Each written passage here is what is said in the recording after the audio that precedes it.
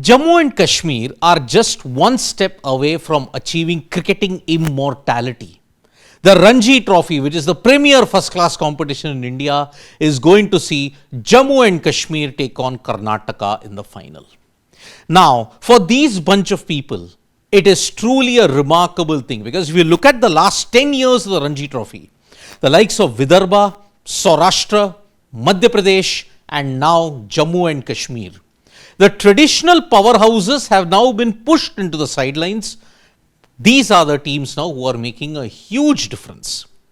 And today, when Jammu and Kashmir chased down 126 in Kalyani against Bengal, it was truly one of the most remarkable moments. The celebrations that were there, it was there for everyone to see. Now, how has Jammu and Kashmir's path to the final, the road to the final been? Because it's not been easy. And I'll tell you why.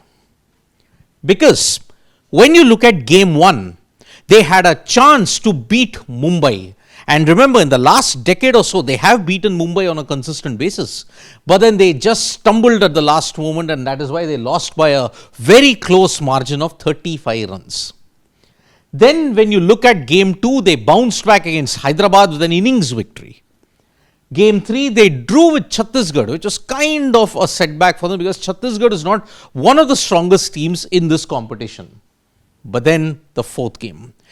It was a truly historic moment when Jammu and Kashmir beat Delhi by 7 wickets at the Arun Jaitley Stadium.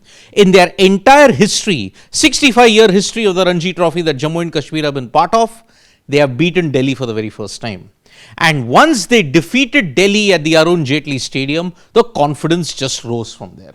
Because they beat Hyderabad by 281 runs and then drew with Puducherry. They drew with Himachal Pradesh in game 7, which was a big scoring encounter, and they reached the quarterfinals. There you saw the clutch mentality.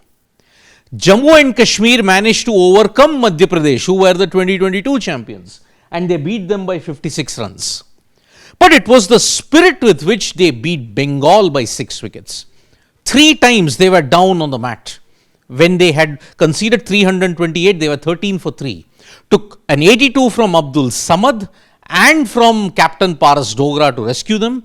But then the 64 run stand that was there between Aqib Nabidar and you look at it, one of the other tailenders ensured that yet Yudhvir Singh Charak ensured that Jammu and Kashmir just had a 26 run deficit. But on the other hand, the spell by Aqib Nabidar ensured that yes, we have a fantastic final that is there. And talking about Aqib Nabidar, if you want the definition of one of the stars who's come from this particular circuit, look at it. 9 matches, 55 wickets, 6 5-wicket hauls. A remarkable testament indeed. And if you want to look at his performances in the quarterfinal and the semi-final, quarterfinal versus Madhya Pradesh, 12 wickets in the game. And against Bengal in the semi-final, 5 for 87, 4 for 36, 42 with the bat. He averages 24 with the ball and he averages just over 20 in the bat. He averages 24 with the bat and 20 with the ball.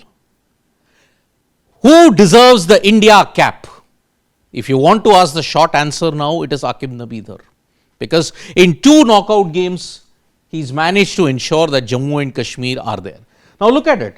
Quarters in 2013 and 2025, they just missed out on the semi-final because Kerala had taken a 1-run lead. And that is why Jammu and Kashmir unfortunately lost out. Then they have beaten Mumbai and Delhi, the 2 traditional powerhouses on a consistent basis in this last decade or so. And that is why now Jammu and Kashmir are on the cusp of achieving something remarkable. And that is why in the final against Karnataka, if they achieve it, it will truly be a watershed historic moment in Indian cricket. Jammu and Kashmir Ranji champions, it could be manifesting into something special. Thank you so much folks for joining us for this video. Subscribe to Sports Today for all the latest news and analysis.